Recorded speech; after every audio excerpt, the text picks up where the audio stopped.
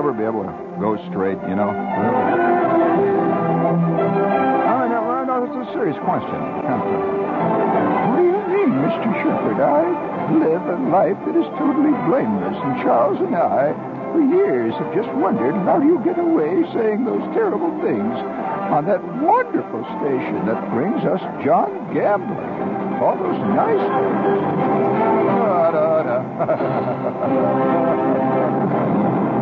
Oh, I'm just... Don't worry, there ain't nobody listening. Once in a while, I look at terrible football teams. You know, generally these channels on Saturday afternoons, they'll have about 5,000 different football games. You know, I watch these games, not to see the game, but to see the halftime ceremonies. Because I think the halftime ceremonies are one of the most truly American folk rituals that we've got. You are listening to one of the all-time great B-flat, double B-flat sousaphone players to ever come out of the state of Indiana. Oh, yeah.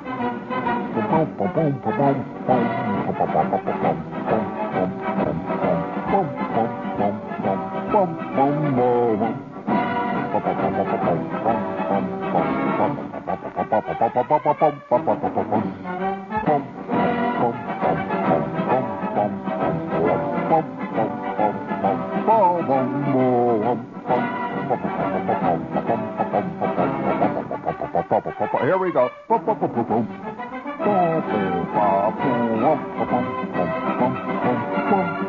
Hey, hear that? I still know the part. And now don't put it down. You reset that. The double B flat sousaphone is one of the most difficult instruments to master. Many, many are called, but few, friends, are chosen. It's one of the most difficult instruments to master for a number of reasons. Now, you see a sousaphone to begin with. Most people call that a bass horn. It's not a bass horn. It's not a tuba. You hear people refer to it as a tuba, but a sousaphone is a sousaphone. And by the way, it was created by John Philip Sousa, and that's why it's called a sousaphone, of course. And the reason that it was called, why he invented this, was because he wanted to have in a marching band when he was creating this whole, because the whole concept of the marching band really does stem back to Sousa.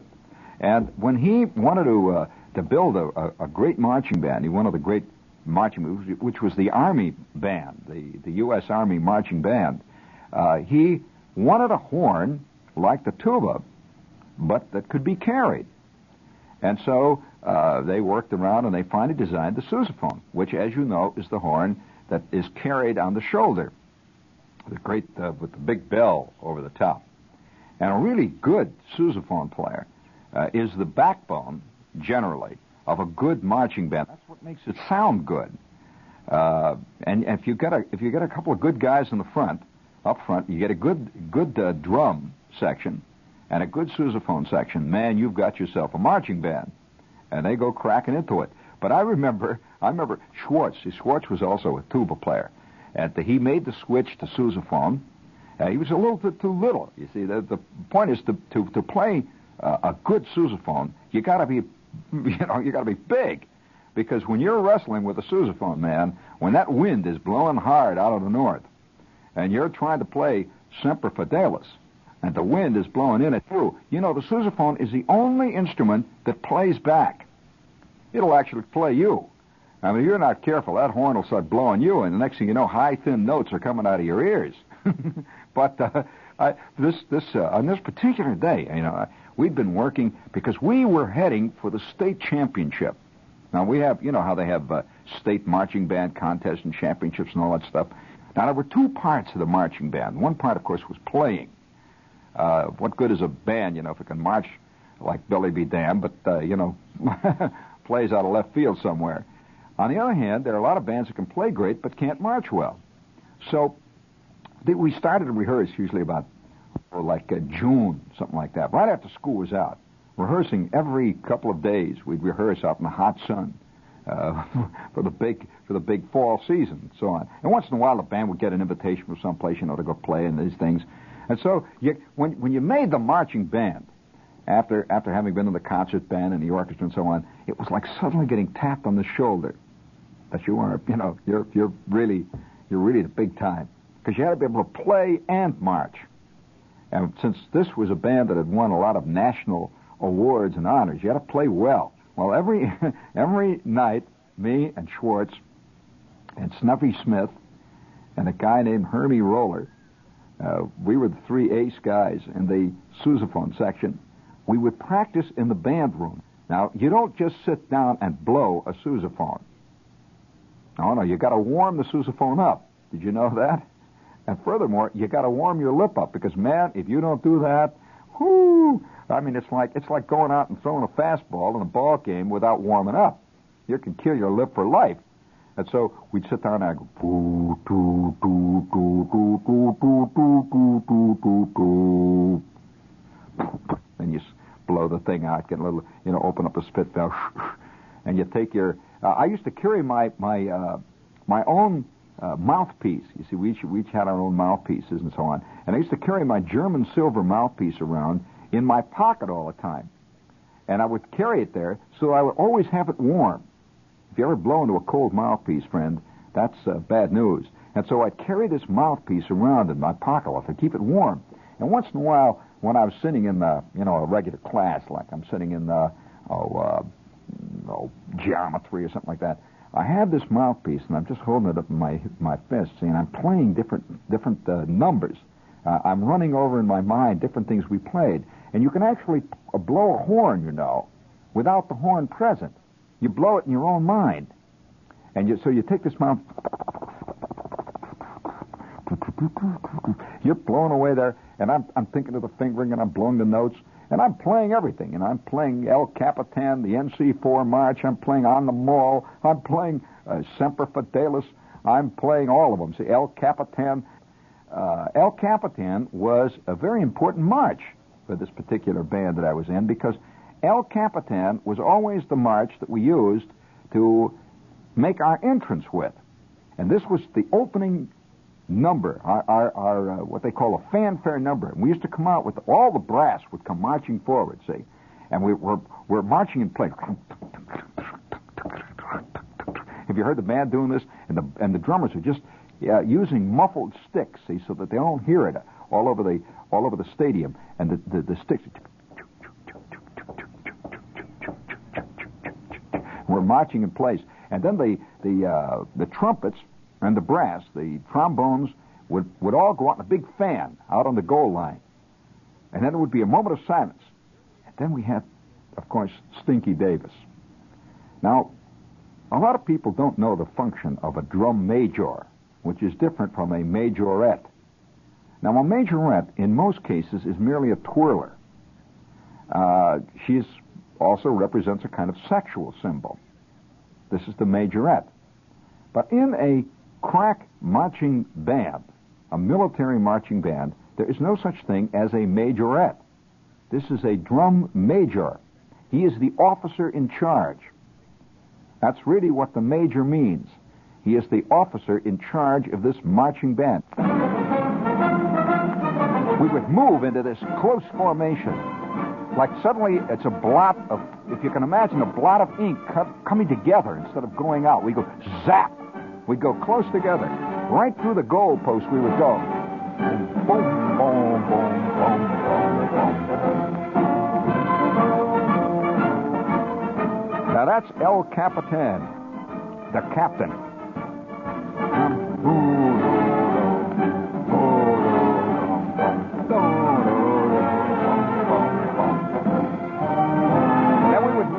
We would move straight on out to about the 40-yard line.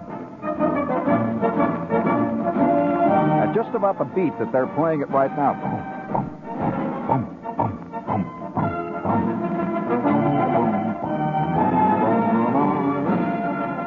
And then as we hit the 40-yard line, we would begin two long, thin lines that would move out towards each of the sidelines. The band would split. and a great big Y. And right down the middle of the field, the 8 sousaphones would go straight down the middle of the field playing this part. Listen. Come on, bring it up. Come on, Ed. All right. Oh, hold it. What in the devil are you? Hold it. What are you doing in there? Good Lord.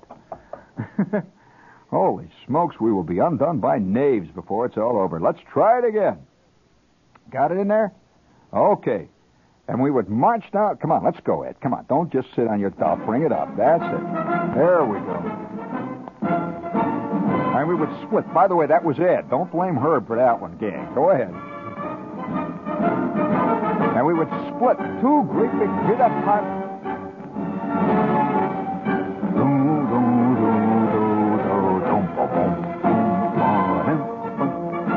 And by that time, of course, now you reset it. By that time, the crowd is flipping because this band, this particular band, was one of the absolutely best military marching bands in the entire Midwest. Well, one night, old Shep, you know, I knew everything that we did by heart. I mean, I knew every move. I knew every note, every fingering. One day, we're out rehearsal, see. Stinky would rehearse us, first of all, by sections. And while, let's say, the reed and the clarinet sections, or maybe, let's say, the trombone section is out there working away, we would be working over on the other sideline working what we're doing, the sousaphone section. And then, after about 15 minutes or maybe 20 minutes of section work, he would bring the band together. And we had this guy who was the teacher, really. He was the top marching band director, at least in that area. And, in fact, wrote 2 textbooks on it, in case you're curious. Yeah, it's still used. I remember his name was Wilson. Mr. Wilson would get up and he'd say, all right, now, I want all of you. He said, I want you to work on number 4 in a book. And we had our own band book. He says, on the mall, and I want to hear crisp section work. I don't want to hear any of these drag notes. I don't want to hear anybody faking it either. I want crisp section work. And if you come to a section you don't know, don't fake it. I don't want to hear any faking. Then the terrible day though, we would finish musical rehearsal, which was great. I mean, I always dug the musical side of it. But then Stinky Davis would take over. And Davis would line us all up way down at the south end of the field.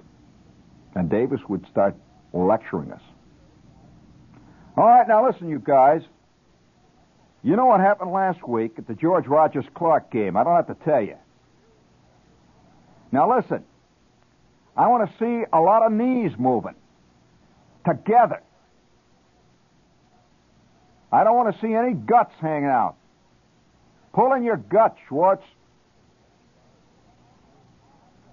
When I blow the whistle, I want action. There was a kind of tension all the time when Stinky was out in front. First of all, he had an ego that made the Empire State Building look like a teepee. His ego started at about 20 feet above the ground and worked up. Unbelievable ego. And that's what it took. And then came that day. It was a Thursday, like any other Thursday, except that it was hotter than blazes. And I am walking towards the practice field. I got my jacket hung over my neck, sweating. I'm carrying my sousaphone at rest. You carry your sousaphone on your other shoulder when it's rested. And I'm dragging off towards the field. And I see the band is sort of half assembled there. It's about 3 or 4 minutes before we were supposed to begin rehearsing. It's Thursday. We got a big show that we're going to do Friday night. But I know everything. It's ridiculous. I know the whole thing. We've been rehearsing this stuff every night for a week. I know every last step. And I see Schwartz, the perennial beaver, who never chickened out on anything. Schwartz is about 20 feet ahead of me, lugging his sousaphone. And behind me is Snuffy Smith. a bad marcher. He wasn't much of a marcher, but one of the best sousaphone players I ever heard, a magnificent player. And he's behind me. And the three of us are trucking out to that field. I turned to the right, turned around, and headed back to the band room. Now, what made me do it, I don't know. You know, just that feeling of goofing off. Got a goof on, what the hell?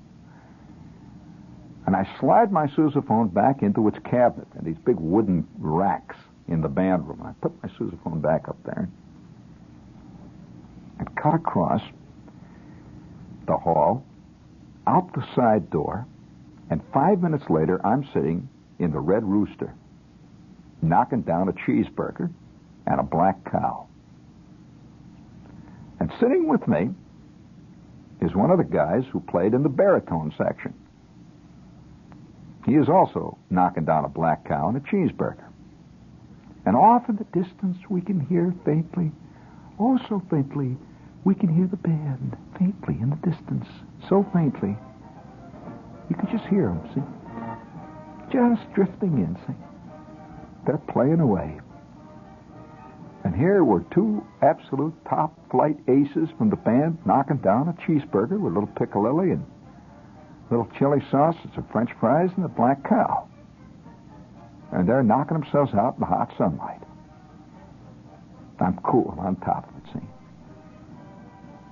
Little realizing I am laying the groundwork for one of the most embarrassing moments I ever lived through. And I don't know whether I ever really did live through it.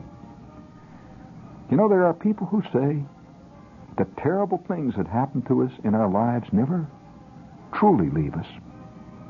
That quite possibly, had this not happened to me, I could have gone on to become God knows what.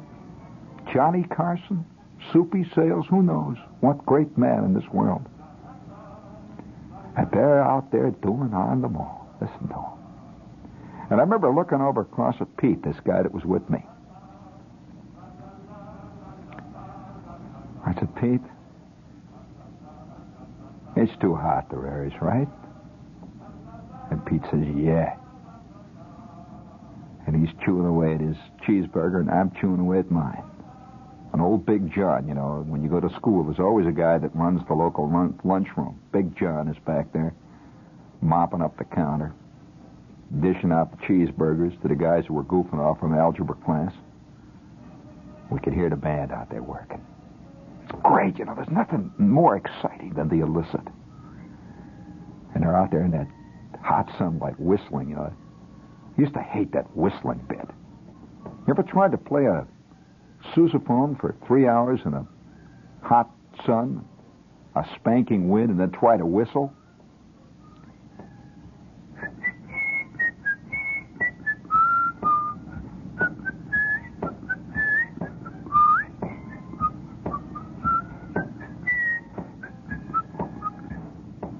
Yeah. We're sitting there knocking down the cheeseburgers. I said, I think I'll have another one. So I had another one. Just enjoying it.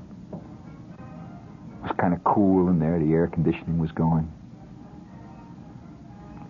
At 5 minutes before the end of rehearsal, I got up and sort of sauntered out. And I knew that I would join the crowd and the band as they went trickling back to the band rehearsal hall. And that's what I did. The band came wandering back, all covered with sweat, and I just sort of walked in among them. Now comes the big night.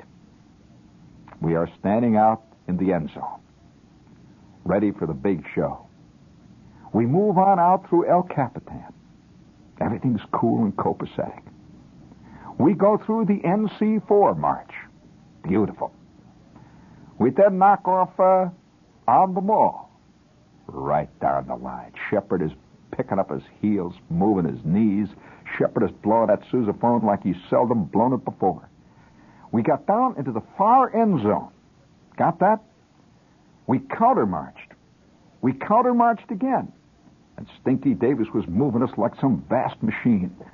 And now we are moving on out towards about the 30-yard line. And Stinky then motions for number 12 in the big book. This was our big thing.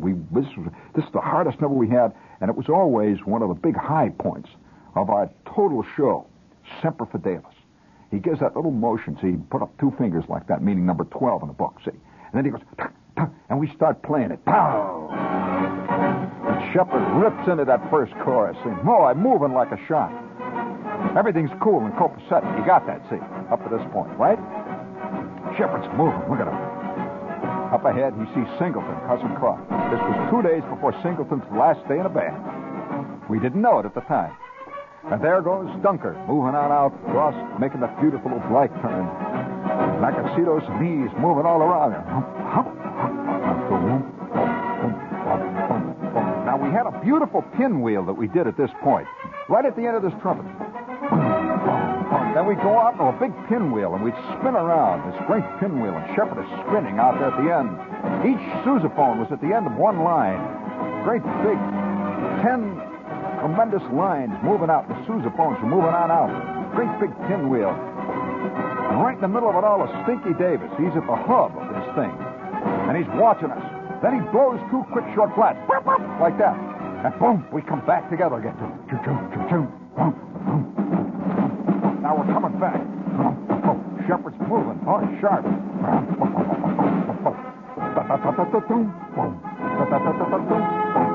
Right at the end of this third cadenza, Stinky raises his baton and does something he had never done before. He gave 2 quick blasts of the whistle and a long one. What? So what the hell is this? What the hell's going on? Then all of a sudden, all around me, I see marching figures going in all different directions. Crash! A trombone smashes right into me. I spin around. Where the hell am I going? I see 3 clarinets going this way. I see a sousaphone player going up and down off in that direction. I follow him for a minute. He disappears. I see another clarinet go there. I don't know what they're doing. And all of a sudden, Shepard is marching down the center of the field, all by himself. I see the band forming. I try to catch up with them again. I see there goes 3 French horns around me again. I hear another quick whistle, and once again, Shepard is all by himself. And I see Stinky Davis. His eyes are 2 glowing coals. Ooh, is he bugged? And then we stop. We hit the last note of the last line of the coda. And I scurry back in the line, and I can see the crowd applauding wildly. Fantastic! The crowd is cheering. I must have been 40 feet out of the band. And now I am back in line, and next to me is Ernie Dunker, who is a superb marching sousaphonist. And Dunker says, "You." I can hear him under his breath. We're marching along. We are going down to the center of the field. We're going to make the great big block H now. He says, "Oh, boy." He says, wait till Davis busts you, Dad. Oh, and I could see Davis's back, and the back of his neck is beet red. Beet red. They had rehearsed an entirely new formation. And where was I? Knocking down the cheeseburgers in the Red Rooster. Knocking down the cheeseburgers. Drinking black cows. Setting it up for the biggest public humiliation of my life. Have you, friends, ever marched down the middle of a football field to 25,000 screaming people while the band is playing Semper Fidelis and you are whistling Dixie? You can hardly hide when you're in a sousaphone. And it was obvious. Who loused up? And don't think for a minute that the crowd didn't lap it up. They roared. Well, the rest of the evening went by in some kind of a terrible, bad nightmare. I mean, I'm sitting up in the stands. I don't even see the game. Stinky Davis doesn't say a word. Davis's neck is red all the way up. He's sitting 2 or 3 rows down below me. Doesn't say anything. Nothing. The weekend goes by. Monday morning comes out, hard and cold. That was the day our school newspaper came out. And here was on the front page a picture of the marching band playing Semper Fidelis. Right there, covered the whole front page. It says, sousaphone ace makes boo-boo. And you saw one sousaphone player way up in the upper left-hand corner heading out somewhere towards Nome, Alaska. The rest of the band was doing this beautiful cloverleaf formation. It says, ace sousaphone player makes boo-boo. Crowd laps it up. It says, last night at the big game between George Rogers Clark, the sousaphone player, seen in picture above, made the hit of the season. Oh, God, no. Well, I could hardly wait for the 7th period that day, which was band period. Yeah, I could hardly wait. 7th period arrives, Shepard thrags in, looking sheepish, feeling like last week's mashed potatoes. And Mr. Wilson is up on the stand. The band now sits down, ready for indoor rehearsal. Mr. Wilson starts out by saying, that was the best halftime show we ever did. Whoever thought up that great comedy routine, was he being sarcastic? What was he being? I'll never tell you, friends. All I can say to you is that I learned a lesson. I can't figure out what the lesson is. I mean, yet, I'm running it through the lab. I'm trying a little titration on it. Maybe a little litmus paper. But all I got to say, friends, is when you see that band and those halftime ceremonies marching out and striking into the wind, you are seeing a machine that few people understand. Only those that have been in the middle of one know what it's like. And I say to you, hail and farewell, gang out there. And I can still feel that little tingling around my lips once in a while when I hear a band playing Semper Fidelis, that little chapped feeling of a guy who's rehearsed long and hard on the second coda chorus of every known march that was ever printed.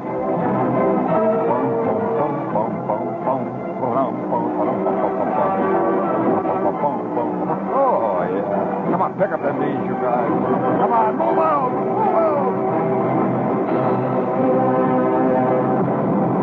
out. You've been listening to Gene Shepard, humorist, author, and recipient of the Mark Twain Award for 1976.